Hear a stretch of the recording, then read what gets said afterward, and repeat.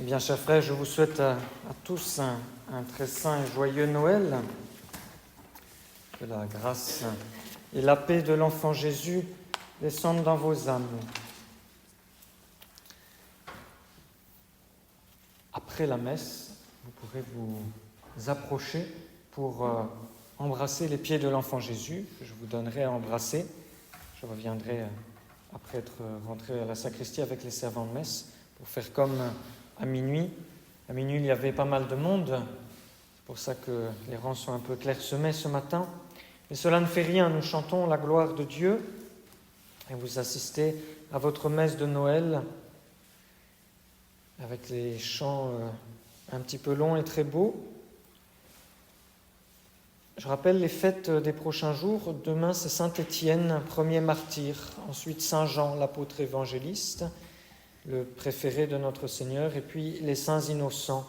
3 fêtes qui entourent la nativité de notre Seigneur. Dimanche prochain, c'est dimanche dans l'octave de Noël, avec les messes aux horaires habituels.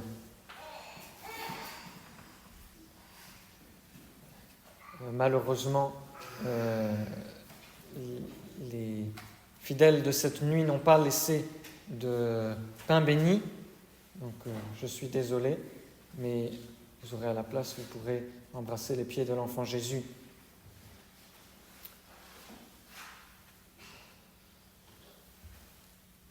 Au nom du Père et du Fils et du Saint-Esprit, ainsi soit-il. Eh bien, chers frères, j'aimerais d'abord vous raconter une histoire qui s'est passée il y a 80 ans, en 1944. Les troupes alliées avaient débarqué en Normandie et après de durs combats, ils étaient remontés vers Paris, emmenés notamment pour les Américains par le général Patton, et elles fonçaient vers l'Allemagne, elles s'avançaient en Allemagne en plein hiver, vers Berlin. Et en ce mois de décembre 1944, il y avait un groupe de soldats américains qui étaient aux portes de Berlin, justement. Ils sont exténués par leur marche forcée, tous les combats des mois précédents. Ils essaient de s'installer pour la nuit dans un bâtiment de ferme. La nuit était très froide, et donc ce petit groupe d'hommes se serrait autour d'un vieux poêle vétuste qu'on alimentait avec tout ce qu'on pouvait trouver. Et voilà que l'un des soldats américains fait part aux autres de ce rappel important. Est-ce que vous vous souvenez aujourd'hui quelle date c'est ? C'est l'anniversaire de quelqu'un de très important. Et cette simple réflexion suffit à faire prendre conscience à tous les autres que c'est la nuit de Noël. Et donc tout d'un coup, au milieu des discussions de soldats, on peut imaginer ce que c'est, pas forcément très glorieux, eh bien le silence se fait. Tout le monde se met à penser aux fêtes de Noël, à sa famille, à des pensées probablement simplement naturelles, légitimes, mais naturelles. Et puis après quelques instants, il y a l'un des jeunes soldats qui se met à entonner quelques chants de Noël, et puis ils se mettent à quelques-uns à fredonner des chants de Noël. Mais apparemment la Providence avait prévu autre chose, car tout d'un coup la porte de la ferme s'ouvre, et un homme muni d'une lampe s'écrie « Tout le monde dehors, un obus de mortier se dirige vers vous ». Évidemment, les soldats ne se font pas dire 2 fois. À peine quelques instants après, ils étaient tous allongés dans la neige, à plusieurs dizaines de mètres de la cabane, se protégeant comme ils pouvaient. Et l'instant d'après, eh bien, un obus explose le bâtiment dans lequel ils étaient. Et les soldats américains ont dû passer le reste de la nuit dans les ruines de l'étable, regroupés autour d'un feu de camp au lieu du poêle. Plus tard, ils ont pris conscience que c'était un véritable miracle qu'ils aient pu ainsi rester en vie. Parce que cet homme, sans son avertissement, cet homme qui était apparu brusquement et dont personne ne savait d'où il venait, ni qui il était, sans cet homme-là, ils seraient tous morts. Fort heureusement, dira l'un d'eux plus tard, malgré notre fatigue extrême, nous avions simplement réagi selon notre formation et notre instinct militaire. Personne n'a pensé à demander à l'inconnu portant la lampe comment il avait su qu'un obus allait frapper cette cible particulière, notre maison de ferme. Et puis en plus, cet inconnu n'avait pas utilisé la manière habituelle de prévenir. Ce n'était pas du tout le cri que lançaient les soldats américains lorsqu'il y avait un obus qui tombait.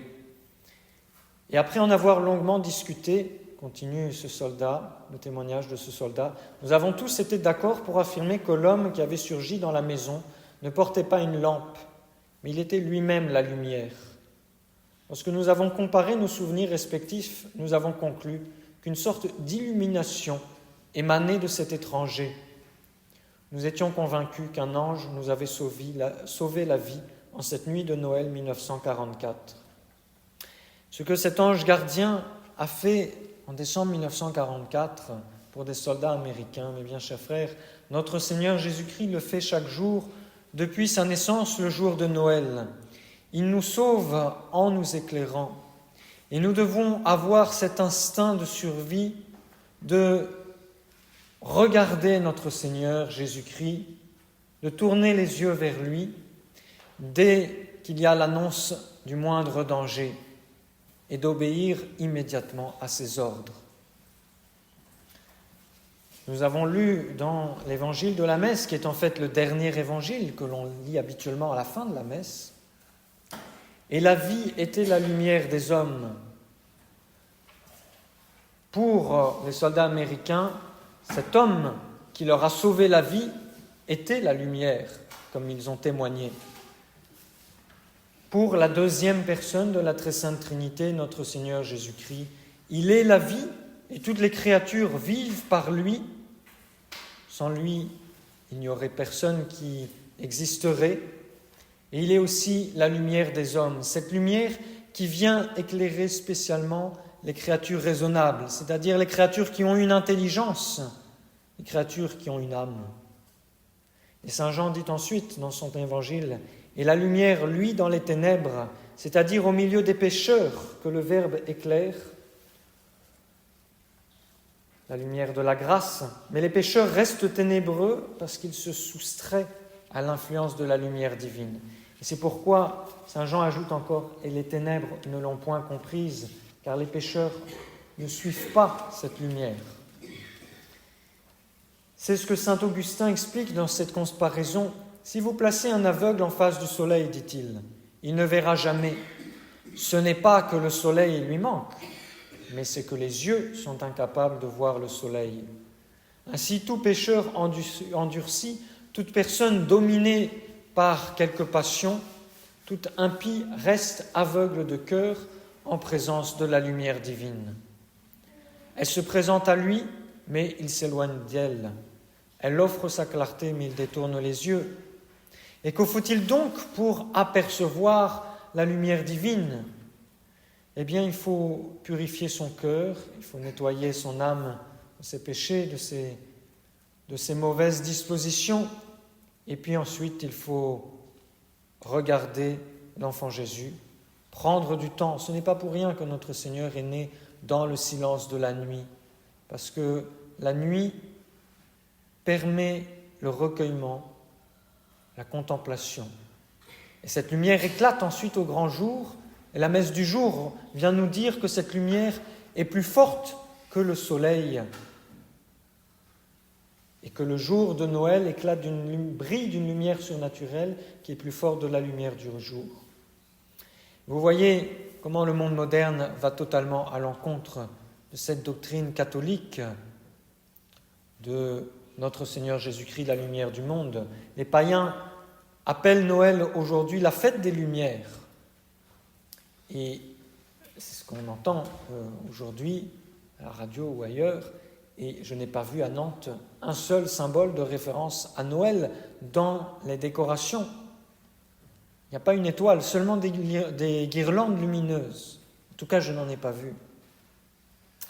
Eh bien, la lumière de la foi, parce que c'est la lumière de la foi, évidemment, dont il s'agit, est rejetée par notre France apostate, Où est passé le roi Clovis qui, en entrant la nuit de Noël 496 dans la basilique de Reims pour son baptême, disait à Saint-Rémy, est-ce que nous sommes au paradis devant cette basilique qui était illuminée en pleine nuit, comme nous avions eu la grâce d'avoir cette nuit? Alors il y a plusieurs choses à laquelle doit nous faire penser cette lumière du bon Dieu. D'abord, c'est la parole de notre Seigneur. Heureux ceux qui ont le cœur pur parce qu'ils verront Dieu. Ils verront Dieu face à face, ils verront Dieu dans la lumière de la grâce. Et ça, c'est le bonheur extraordinaire que ce petit enfant Jésus est venu donner à tous les hommes. Alors, réjouissons-nous d'avoir cette lumière de la foi et en même temps, attristons-nous de ce que cette lumière de la foi n'est pas reçue par toutes les personnes qui nous entourent, par notre pays, par la France, qui rejette sa foi. Le monde moderne rejette cela. La lumière brille dans les ténèbres quand Dieu prodigue ses consolations à ceux qui sont affligés et persécutés. C'est l'espérance, c'est la lumière vers laquelle on se tourne, tous ceux qui sont affligés de peine d'esprit. Et le monde moderne rejette aussi cela, puisqu'on n'enseigne plus la charité chrétienne, on n'enseigne plus notre Seigneur Jésus-Christ comme le point de remède, le seul et unique remède face aux maux de la société. Et nous avons malheureusement en nous cette tendance à toujours revenir en écoutant les médias, en essayant d'écouter les solutions qui peuvent être apportées aux différentes crises, etc. Mais non, le seul remède, c'est notre Seigneur Jésus-Christ, et notre Seigneur Jésus-Christ régnant dans les âmes, et donc il va exercer la charité, comme cela se faisait dans les sociétés chrétiennes, non seulement au niveau personnel, mais au niveau institutionnel, avec tous les ordres religieux, tous les hospices de charité, etc. Le monde moderne rejette cette lumière de la charité, puisqu'on n'enseigne plus la charité. Les guerres, les maladies, les souffrances physiques et morales se répandent partout. La lumière brille aussi dans les ténèbres de ce monde parce que le Créateur se manifeste dans les créatures, et ça c'est une grande vérité également oubliée par le monde moderne. Dieu est reflété par les créatures, dans lesquelles nous voyons les traces de la divinité. Maintenant, dit l'apôtre, nous l'apercevons dans un miroir, c'est-à-dire par l'intermédiaire des créatures, d'une manière énigmatique et obscure. Comme il le dit ailleurs, les perfections invisibles de Dieu sont devenues visibles depuis la création du monde, par la connaissance que les créatures nous en donnent. Dieu est, pour ainsi dire, la voix de la nature. Tout ce qui est beau, tout ce qui est doux, tout ce qui est sublime, tout ce qui est pur, rien qu'en regardant un petit enfant comme celui de la crèche, eh bien, tout ce qui est fort également atteste qu'il y a une beauté, une douceur, une magnificence, une pureté, une force suprême par excellence. Toutes ces qualités qu'on retrouve dans les créatures autour de nous, eh bien, cela se retrouve, tout cela vient de Dieu. Ce n'est que le reflet de Dieu. Mais le monde moderne rejette cela en rejetant l'existence de Dieu, en tombant dans le rationalisme. Saint Bernard dit « Parce que Dieu est esprit et que nous sommes matière, il ne pouvait se rendre visible à nos faibles regards que sous une forme corporelle.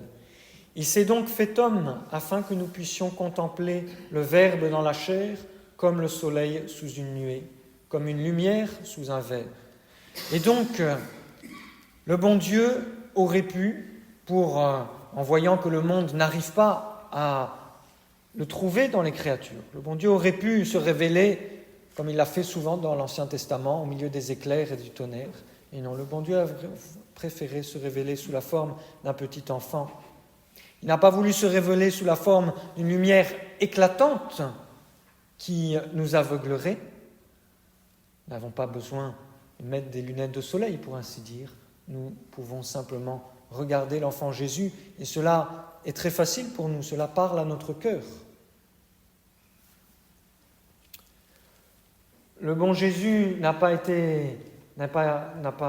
cru satisfaisant d'envoyer simplement un ange, un chérubin ou un autre esprit céleste pour venir nous éclairer, nous apporter la lumière de la foi. Il a voulu venir en personne. Saint Augustin dit « La Sainte Vierge, quoique enceinte, conservait une joyeuse agilité, car la lumière qu'elle portait en son sein ne pouvait être un poids pour elle. Elle portait donc la lumière du monde. » Et notre Seigneur Jésus-Christ naît dans la nuit parce qu'il vient sans éclat pour ramener à la lumière de la vérité ceux qui étaient plongés dans la nuit de l'erreur.